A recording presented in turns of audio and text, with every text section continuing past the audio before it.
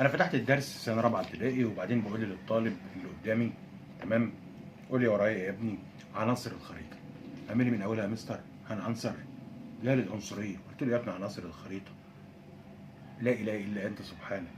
عنوان الخريطه هناخد من العنوان العين هتعرفنا موضوع الخريطه، يبقى العنوان اللي هو اول حرف عين هتعرفنا موضوع الخريطه. طيب هناخد من مقياس الرسم السين، وهنبني عليه النسبة بين المسافة على الخريطة وما يقابلها على الطبيعة. خلاص أنا بحاول أبسطها لك وأقربها لك بس والله مش أكتر. طيب هنيجي عندنا إيه تاني يا ابني؟ عندنا مفتاح الخريطة هيوضح معنى الألوان والرسوم والأشكال اللي تبقى في جنب، يبقى المفتاح هيساعدنا على توضيح المعاني اللي فيها ميم والمفاهيم ويخلينا نفتحها. تمام تمام.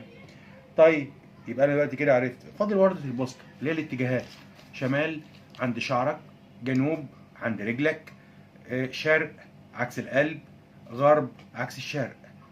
فالموضوع بسيط، بلاش نعقد العيال.